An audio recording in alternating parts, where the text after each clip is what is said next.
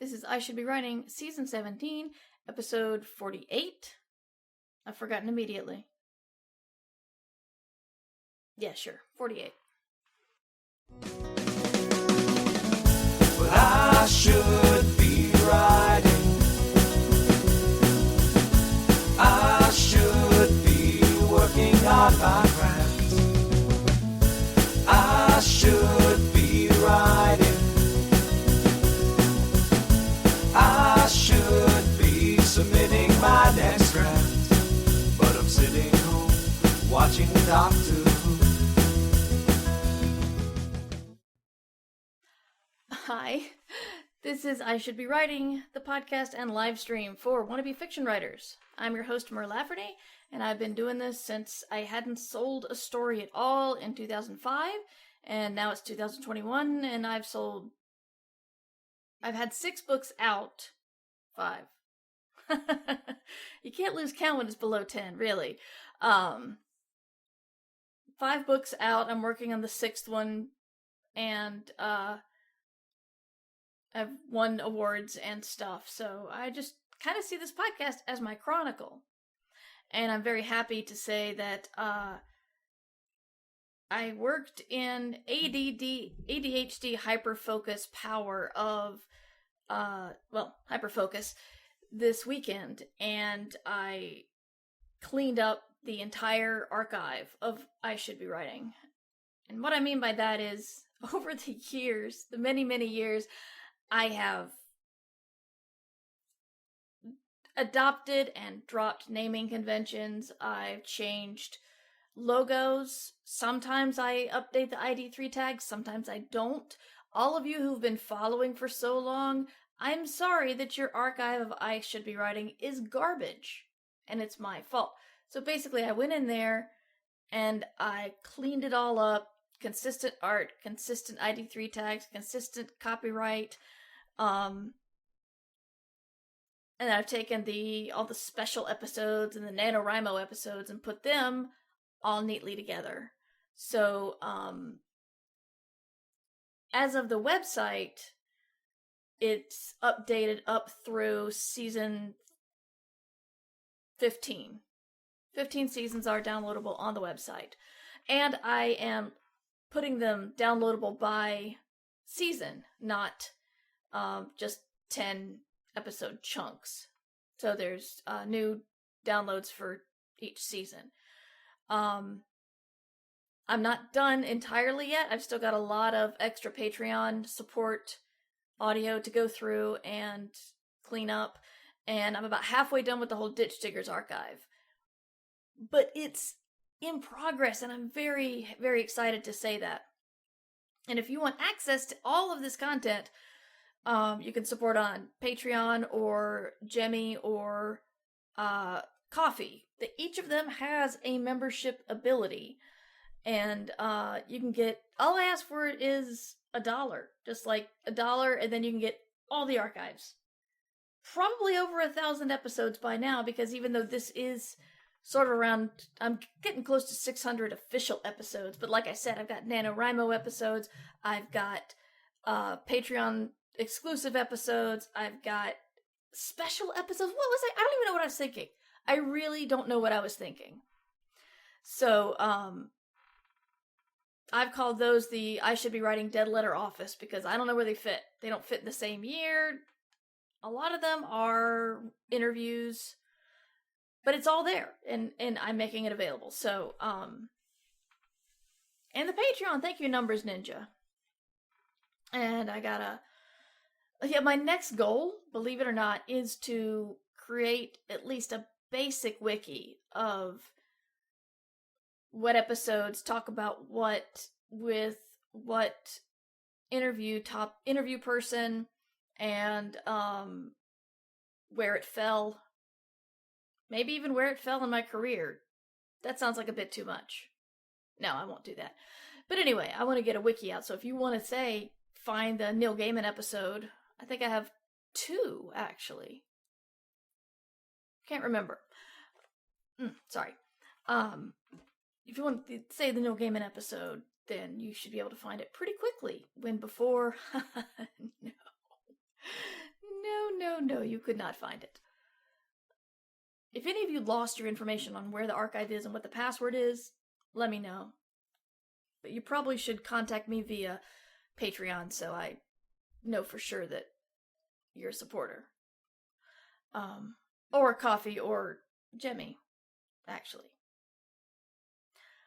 So also this weekend, I did say I got my newsletter out. And I believe I've fixed this link.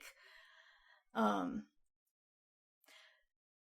I had a fun miscommunication with somebody who was redoing my site several years ago, and I said I wanted to do a wiki, and he said with the content management system he was building, I wouldn't need one, and he thought I wanted to give him a wiki to get data from, not I wanted to build a wiki of all my episodes. So after several months, I'm like, okay, where's this grand database of all my episodes? And he's like, oh, yeah, I wasn't going to build a wiki. It's great. That really dampened my desire. And it's funny, I've been doing a lot of reading on adult ADHD, and the book that I really like is A Disorganized Mind. I'm not organized, so I don't have it with me, but I know that's the title, The Disorganized Mind. And the woman's got a chapter, and she talks about her patients. So she's got this patient exemplifies procrastination, and this patient exemplifies impulsivity. And I'm listening to all of them, and I'm thinking, well, that's the one I don't have. I'm not the impulsive guy. Because the impulsive guy she was treating was like in his 30s, but still wanting to go out, do trips on a moment's notice, getting mad at all of his college friends who had gotten married and had children and could not go on a trip or do something wild at a moment's notice. And he would date somebody until she bored him and then break up with her and not understand why everybody's not just so spontaneous and fun like he is. And I'm thinking, I don't do that. I'm good. That's the one thing I can grab that I don't have. And then I remember that I'm having to build my database of email addresses. I've been on the internet creating content for an audience since 2004, and I still don't have a huge email list. And I realized it was because MailChimp messed up my last mailing that I rage quit. And I quit MailChimp, and I deleted my account, and I didn't get my email addresses. Didn't take my list with me. I believe I do have some impulsivity after all. So, I have often, looked at a large job and thrown my hands up. And maybe this is something I need to look at. But it was I was so upset about the major miscommunication, and there were other things with that website build that got me that, yeah, I probably should not have made such hasty decisions. I'm still glad I didn't go with the CMS, but, I shouldn't have quit making the wiki, especially because that was several years ago and many, many episodes ago, so the undertaking would not have been that bad, comparatively. Because that's the bad thing about being very as consistent as I've been with this podcast is this season we'll have more episodes than any other season. There were some seasons where I only got fewer than 15 episodes all year. Those of you who stuck with me this long, I really appreciate that. So yeah, maybe I need to work on an impulsivity thing. So the folks in the Discord were talking. It was really interesting because I get a lot of good topics from there. I appreciate that very much. They were talking about people who create characters that are so powerful that for the character to make mistakes, which is what drives a story, they have to do something stupid.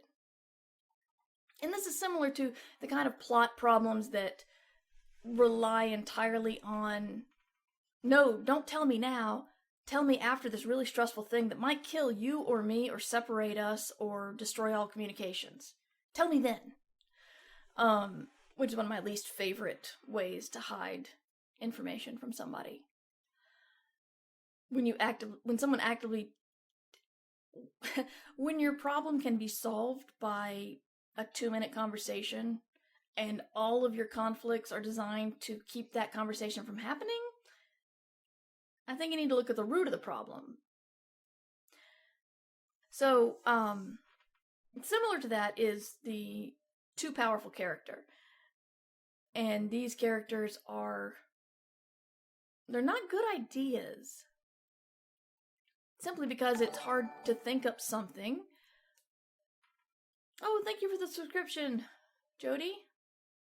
Appreciate that. Welcome to the Patreon and the archives. And the Discord. Anyway,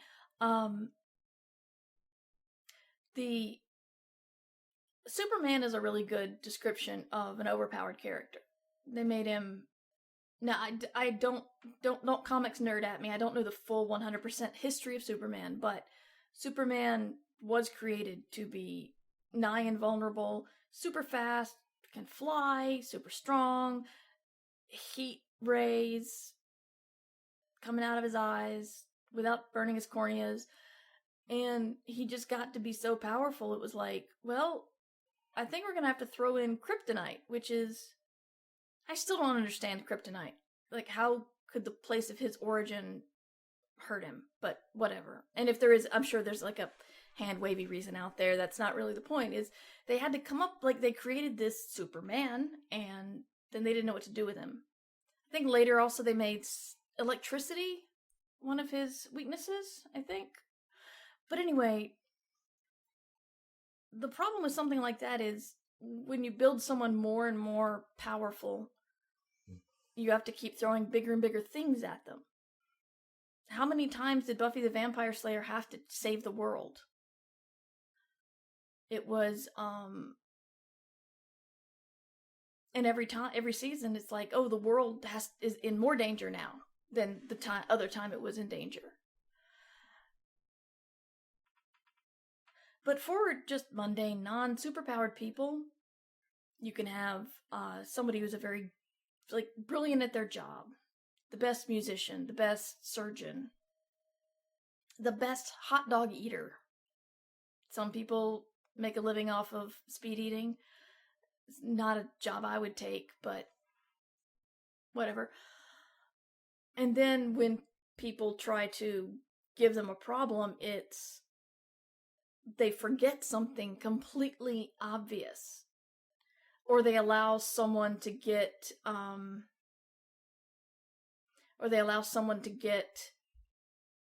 under their skin at this thing that they're perfect at.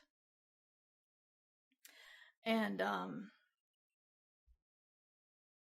Tom Clancy kept getting bigger and bigger before the books backed down on the danger scale. I wonder when that happened. Like when he stopped writing his books or what? Yeah. Anyway, sorry. I worked for Red Storm Entertainment in the early days, so got to meet him. That was a thing. But yeah, it's along the same line. Babylon 5 did this not with a person, but with a weapon. They put the Great Machine on the planet below the space station. They got a new host for the Great Machine, and then the Great Machine shot enemy spaceships out of the sky that were threatening Babylon 5. But then they fought the Shadow War, and then they fought the Civil War with Earth. And it's like, where was the Great Machine? Did they just forget, or did they think, oh, that's right, we can't fire the big gun or else the story will be over? Yeah, sorry. It's been a weird weekend. So what can you do? What are the possible changes you can make if you do have somebody that's too powerful? And I guess I would start with looking at your own life, because even when you do something well, something goes by your attention. The Martian had a really good scene where the Earth was trying to send him a rocket full of supplies, and there was this cascade of little things that went wrong that caused the rocket to blow up. And it was just, that kind of thing is more believable. I'm so good at this that I'm going to cut corners because I know what I'm doing. That is very believable, says the person who starts maybe 20% of her streams with her microphone off. Really? I've been talking into this thing, not this specific thing, but I've been talking into this thing for 17 years. I'm going to throw my cane across the room or something. So think about corners to cut that can happen. Think about what unexpected thing people can run into in their daily, in what they do well. It's like you read about thoroughbreds that are really incredibly fast, but then you find out that they can't run in mud.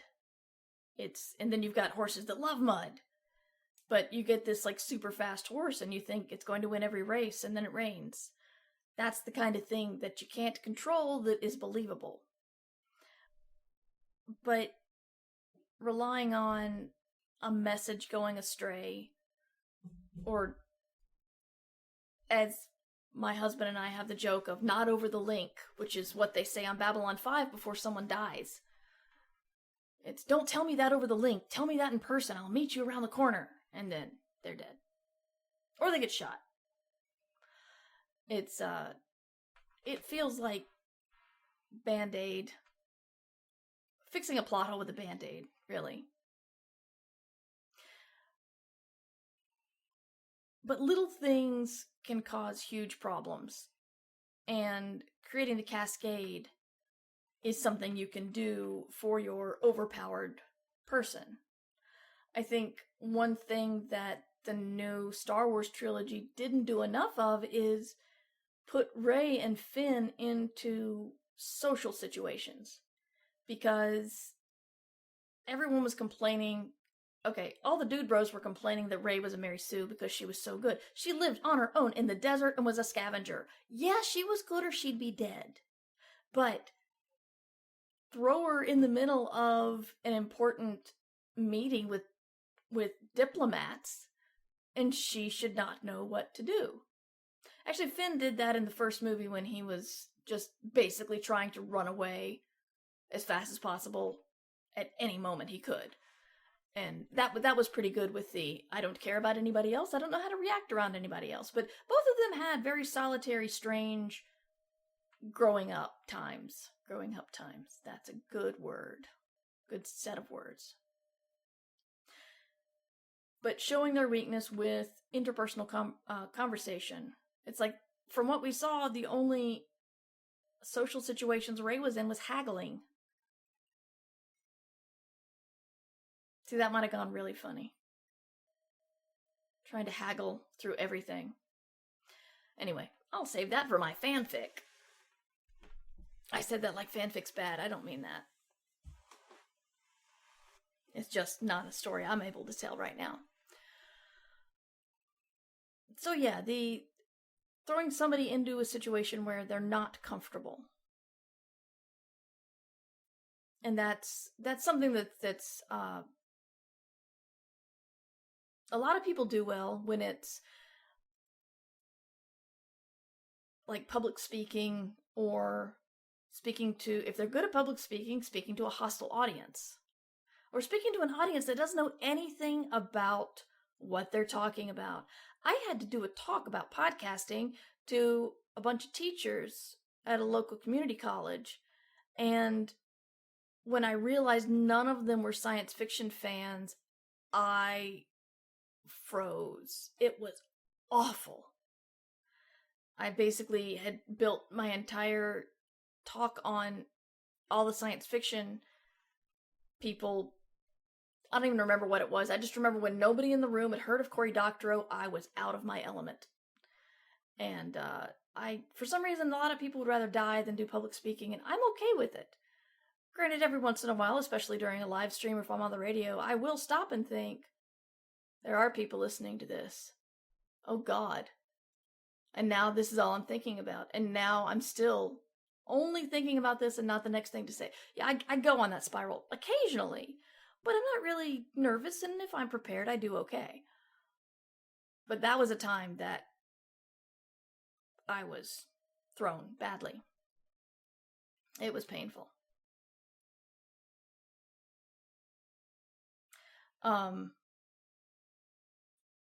So yeah, it's when somebody throws around the word Mary Sue, it's becoming like a dog whistle, the same as social justice warrior or someone who's anti-fascism is a dog whistle. Mary Sue is basically a powerful woman that people don't like. And really the way you deal with that is you let your character shine when they're in their element and have them completely out of their element and not know what to do other times. And that's when the problems can come up.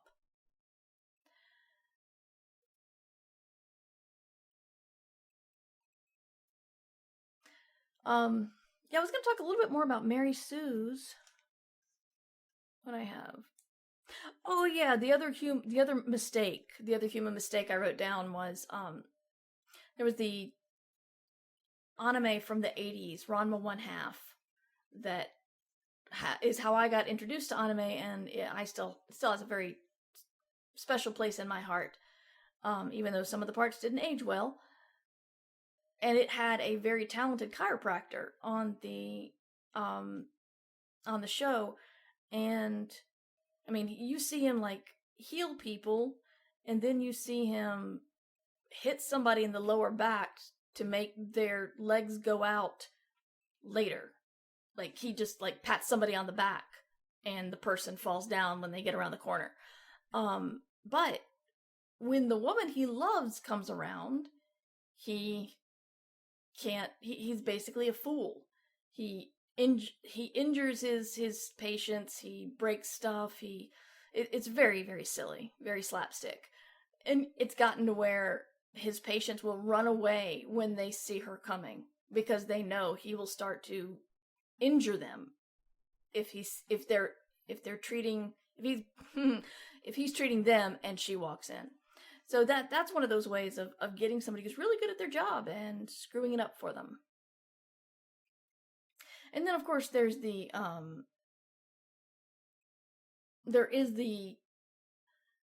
falling in love or being intimidated or meeting someone new that really affects them that could throw somebody off.